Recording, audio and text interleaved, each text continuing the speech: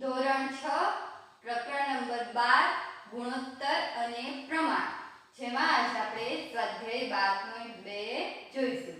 તો શરૂઆત કરીએ પ્રશ્ન નંબર 1 થી. નીચે આપેલ સંખ્યાઓ પ્રમાણમાં છે કે નહીં તે નક્કી કરો. તો આપેલી સંખ્યા પ્રમાણમાં છે કે નહીં એ આપણને કેવી રીતે ખબર પડે? તો આપણે શીખી જ ગયા કે પ્રમાણમાં એટલે શું? જો આપેલી સંખ્યાનો ગુણોત્તર કેવો હોય? સરખો હોય.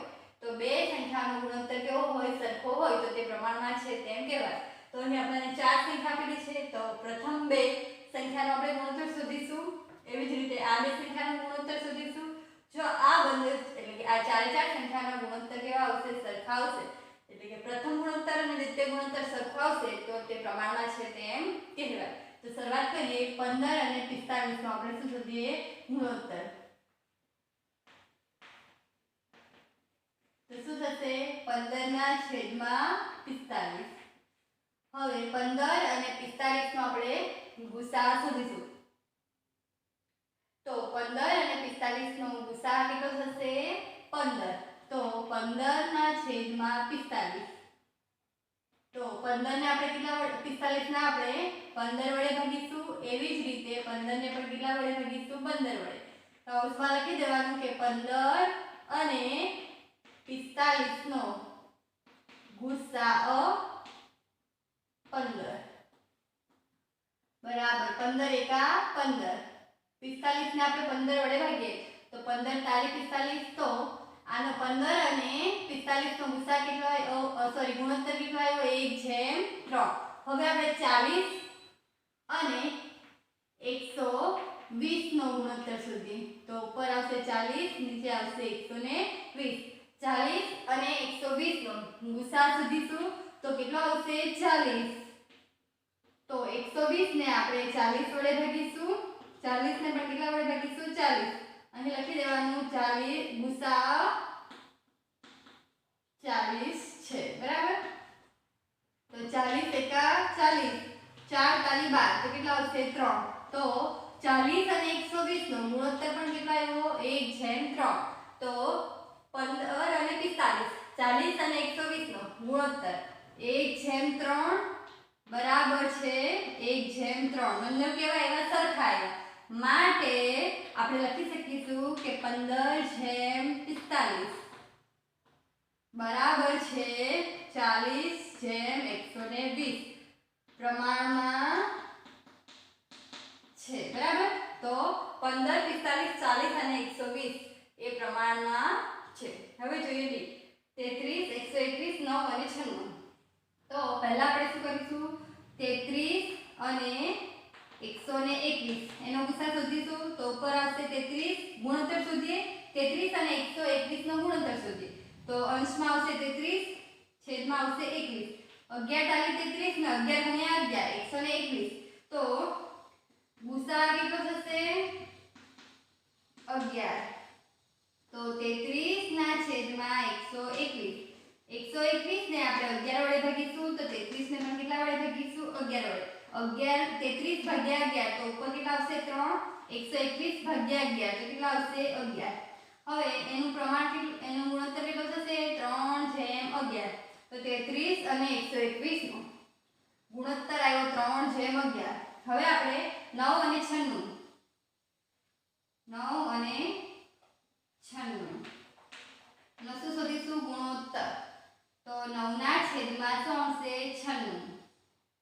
9 અને 96 નો ગુસાઅ કેટલો થશે? 3 તાલી 9 ને 32 તાલી 96. તો 9 અને 96 નો ગુણોત્તર થશે 3. ગુસાઅ થશે 3. બરાબર. તો 9 ને આપણે 3 વડે ભાગીશું. 96 ને પણ આપણે કેટલા વડે ભાગીશું? 3 વડે. 9 ને 3 વડે ભાગીએ તો કેટલા આવે? 3 તાલી 9 છેદમાં 96 ને 3 વડે. 3 3 6 3 તાલી 9 તો કેટલા આવશે? 32. તો 33 અને 121 નો ગુણોત્તર આવ્યો 3/1. આનો ગુણોત્તર કેટલો થશે? 3/32. બરાબર.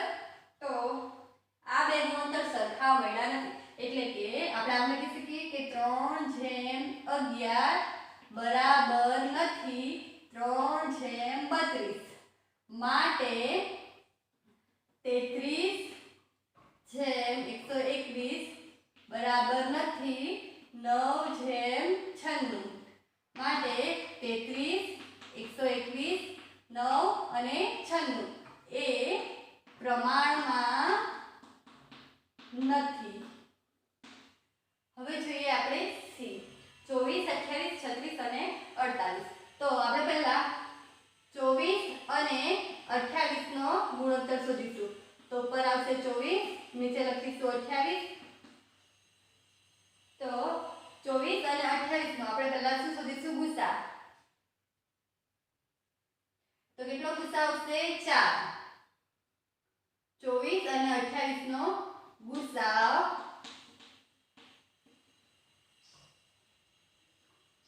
તો 24 ને આપણે 4 વડે ભાગીશું, 28 ને પણ કેટલા વડે ભાગીશું? 4 વડે.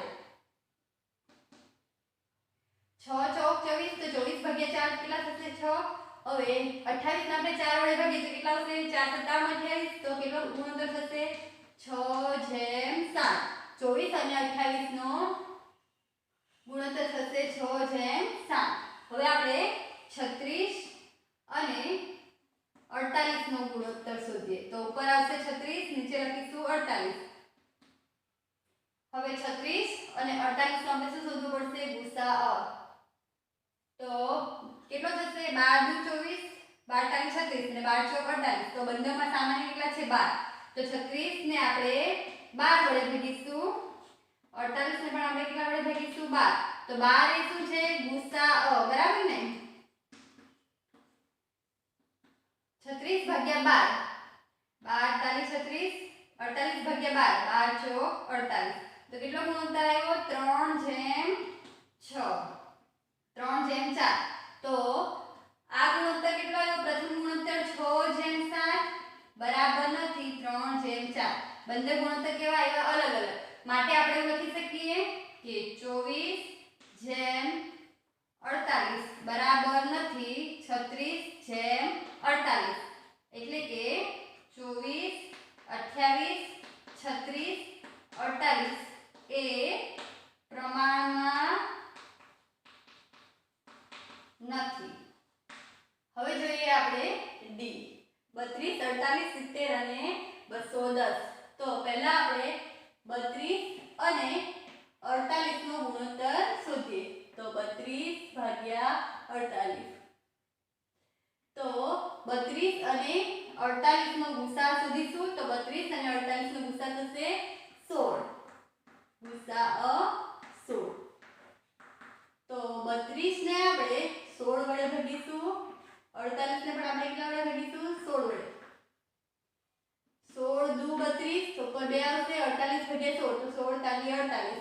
તો ગુણોત્તર કેટલો મળ્યો આપણને? 2/3. 32 અને 48 નો ગુણોત્તર મળ્યો 2/3. હવે આપણે 70 અને 210 નો શોધીએ. તો ઉપર લખીશું 70, નીચે આવશે ને 210. તો આનો ગુસા થશે 3/21 બરાબર એટલે 70 ને ઉપર પણ કેટલો છે? 70. તો ગુસાઅ 70. તો 70 ને આપણે 70 વડે ભાગીશું, 210 ને પણ આપણે કેટલા વડે ભાગીશું? 70 વડે. તો 70 ભાગ્યા 70 તો કેટલા થશે? 1. 210 ને આપણે 70 વડે ભાગીએ તો 7 તારી 21 તો કેટલા થશે? 3. તો એનો ગુણોત્તર આવ્યો 1/3. હવે 32 અને 48 નો ગુણોત્તર આવ્યો 2/3. તો 2/3 ઇઝ નોટ ઇક્વલ ટુ 1/3. એટલે 2/3 બરાબર નથી, પ્રમાણમાં નથી 1/3. માટે આપણે એવું લખી શકીએ 32/48 બરાબર નથી, પ્રમાણમાં નથી 70/210. માટે 32 48 70 210 પ્રમાણમાં નથી. હવે જોઈએ આપણે ઈ 4 6 8 અને 12. તો પહેલા આપણે શું કરીશું? 4 અને 6 નો ગુણોત્તર શોધીશું. 4 × 6 તો ગુસા કેટલો થશે? 2. 4 ને આપણે 2 વડે ભાગીશું, 6 ને પણ આપણે કેટલા વડે ભાગીશું? 2 વડે. 4 ભાગ્યા 2 તો 2, 6 ભાગ્યા 2 કેટલા થશે 3. તો ગુણોત્તર કેટલો આવ્યો 2/3. હવે 8 અને 12 નો ગુણોત્તર શોધીએ. 8 અને 12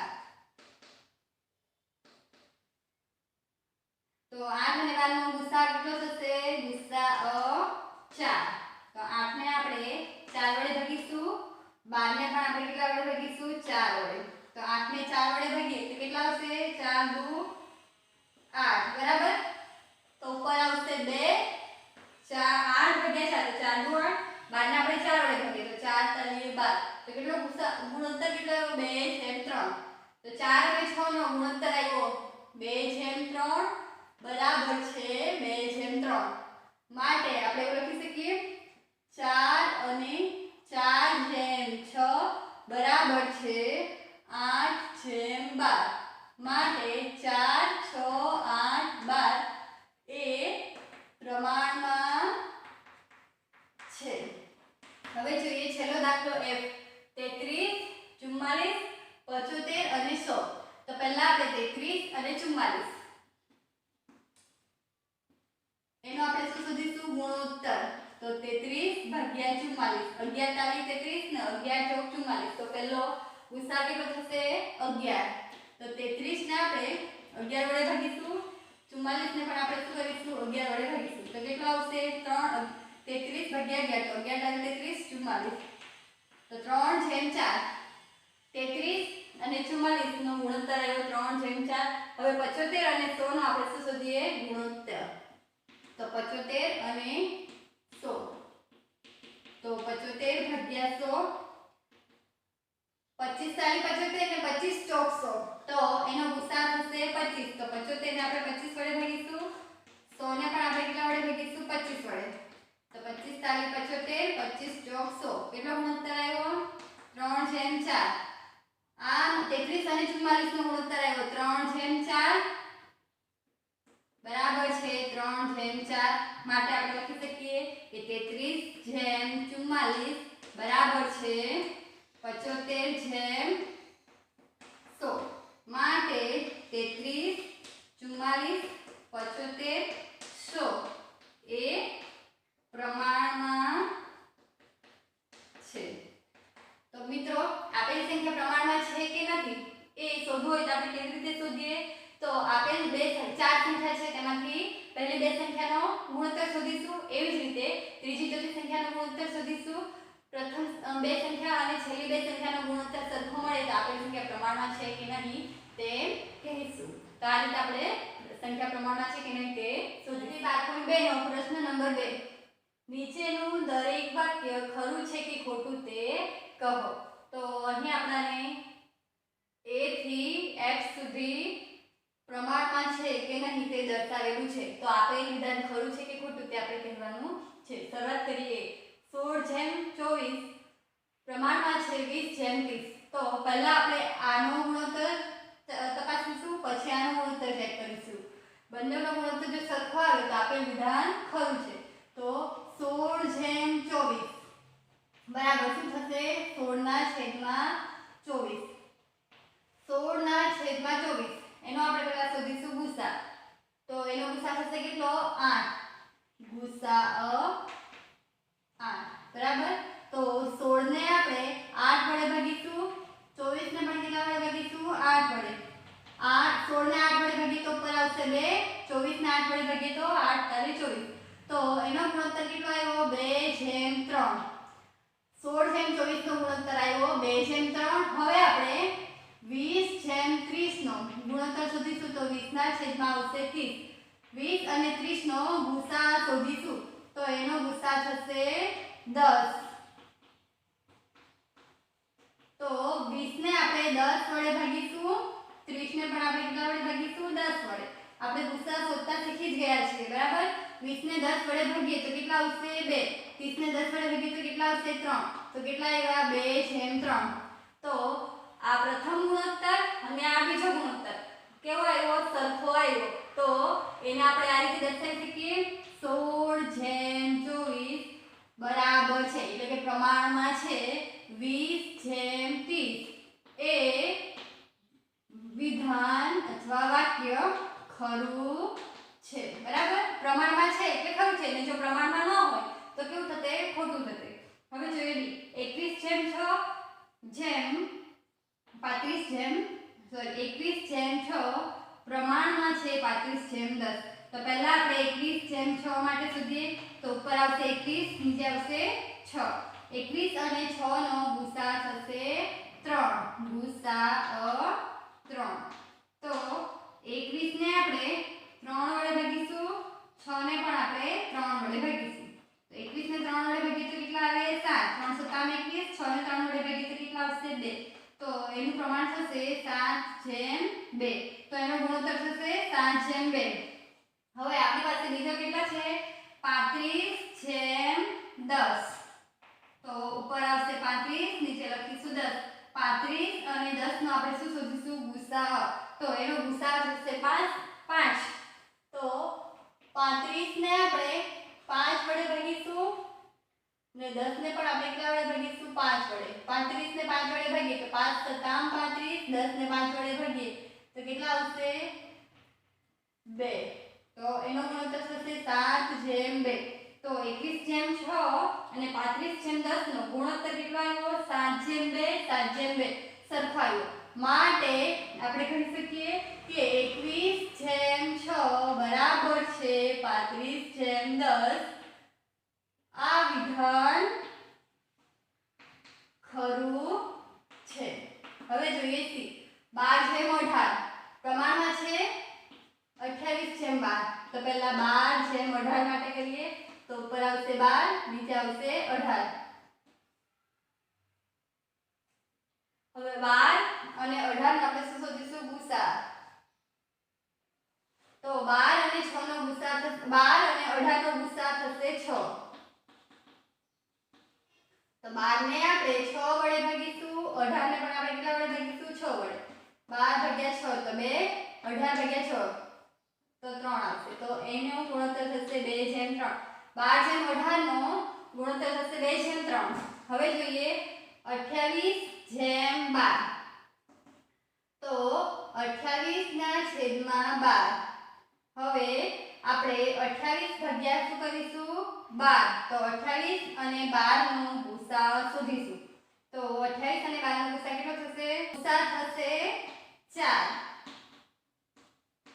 તો 28 ને આપણે 4 વડે ભાગીશું, 12 ને પણ આપણે કેટલા વડે ભાગીશું? 4 વડે. 28 ને 4 વડે ભાગીએ તો કેટલા આવશે? 4 * 7 = 28. 12 ને 4 વડે ભાગીએ તો કેટલા આવશે? 3. તો શું ગુણોત્તર આવ્યો? 7/3. તો પ્રથમ ગુણોત્તર આવ્યો 2/3 બરાબર નથી 7/3.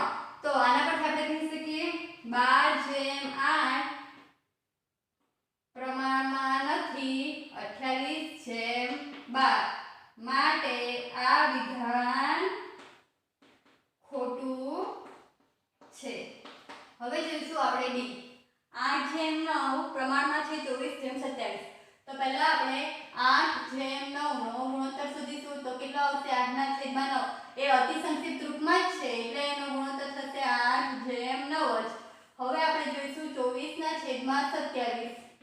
તો 24/27. તો છેદમાં આવશે 24/27. હવે 24 અને 27 નો આપણે શું શોધવું પડશે? ગુસા. તો એનો ગુસા થશે કેટલો? 3. ગુસાઅ 3 છે, બરાબર. તો 24 ને આપણે 3 વડે ભાગીશું, 27 ને પણ આપણે કેટલા વડે ભાગીશું? 3 વડે. 24 ને 3 વડે ભાગીએ તો કેટલા આવશે? 8. 27 ને 3 વડે ભાગીએ તો કેટલા આવશે? 9. તો કેટલો આવ્યો? 8/9. તો પ્રથમ ગુણોત્તર અને બીજો ગુણોત્તર કેવો આવ્યો? સરખો આવ્યો. માટે આપણે લખી શકીએ 8/9 બરાબર છે 8/9. માટે 8/9 પ્રમાણમાં છે 24/27. એ વિધાન ખરું છે. હવે જોઈએ 5.2 જેમ 3.9 પ્રમાણમાં છે 3/4. જો બરાબર ધ્યાન રાખજો. પહેલું શું છે? 5.2 જેમ 3.9. તો આપણે શું કરવું પડે? દૂર કરવું પડે. તો શું થશે? 52 ના છેદમાં 10 ના છેદમાં કેટલા થશે? 3/9 એટલે 39 ના છેદમાં 10. હવે આને આપણે રૂપાંતર કરીએ તો શું થશે? 52 ના છેદમાં 10 ગુણ્યા છેદનો છેદ, બરાબર? આ છેદ છે એનો છેદ, તો છેદ ક્યાં હશે? ઉપર આવશે. નીચે શું થશે? 39. તો 10 10 ઉડી જશે. તો કેટલા થશે? 52 ના છેદમાં 39. હવે આપણે શું કરવું પડશે? 52 અને 39 નો ગુસા શોધવો પડશે. તો 52 અને 39 નો ગુસા થશે કેટલો? 13. ગુસા 13. તો 52 ને આપણે 13 વડે ભાગીશું, 39 ને પણ આપણે કેટલા વડે ભાગીશું? 13 વડે. તો 52 ને 13 વડે ભાગીએ તો કેટલા આવશે? 4. ને 39 ને આપણે 13 વડે ભાગીએ તો કેટલા આવશે? 3. તો 2.5 અને 3.9 નો ગુણોત્તર આવ્યો 4/3. 4/3. હવે આપણી પાસે બીજો ગુણોત્તર કેટલો છે? 3/4. તો 3 ના છેદમાં 4 બરાબર 3/4 જ થશે. તો આ બે ગુણોત્તર કેવો આવ્યો? અલગ આવ્યો. 4/3 બરાબર નથી 3/4. માટે 5.2/3.9 પ્રમાણમાં નથી, એટલે કે બરાબર નથી 3/4. એ વિધાન તો 5.2/3.9 બરાબર 3/4 એ વિધાન કેવું છે? ખોટું છે. હવે જોઈએ f 0.9/0.30. તો પહેલા આપણે 0.9/0.30 તો ઉપર આવશે 0.9, અહીંયા આવશે 0.36. હવે એના આપણે શું કરીએ? રૂપાંતરણ કરીએ, દશાંશ ચિહ્ન દૂર કરીએ. તો 9 ના છેદમાં 10 ના છેદમાં 36 ના છેદમાં કેટલા આવશે? 100, બરાબર? તો છેદનો છેદ છે તો 9 ના છેદમાં 10 ગુણ્યા 100 ના છેદમાં થશે 36. જો છેદનો છેદ હોય તો છેદ ક્યાં આવશે? ઉપર આવશે. તો આ રીતે થશે.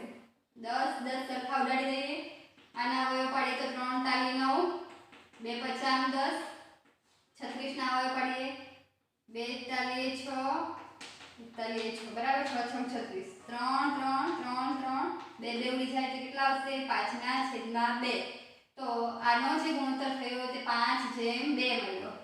હવે આપણી પાસે કયો છે? 10/4. તો 10 ના છેદમાં આવશે 4. 10 અને 4 નો ગુસા થશે કેટલો? 2. તો 10 ને 2 વડે ભાગીશું, 4 ને પણ આપણે કેટલા વડે ભાગીશું? 2. તો 10 ને 2 વડે ભાગીએ તો કેટલા થશે? 5. 4 ને 2 વડે ભાગીએ તો કેટલા થશે? 2. તો કેટલો આવ્યો? 5/2. આ બંને ગુણોત્તર કેવો આવ્યો? સરખો આવ્યો. એટલે આ વિધાન ખરું છે. 0.9/0.30 પ્રમાણમાં છે 10/4 એ વિધાન ખરું છે. મિત્રો અહીં આપણે સ્વાધ્યાય 12.2 નો પ્રશ્ન નંબર 1 થી પ્રશ્ન નંબર 2 સુધી જ જોવાના છે. તમારે આ પ્રશ્નોના દાખલાની પ્રેક્ટિસ કરવાની છે. આપણે ફરી મળીશું નવા વિડિયો સાથે. આભાર.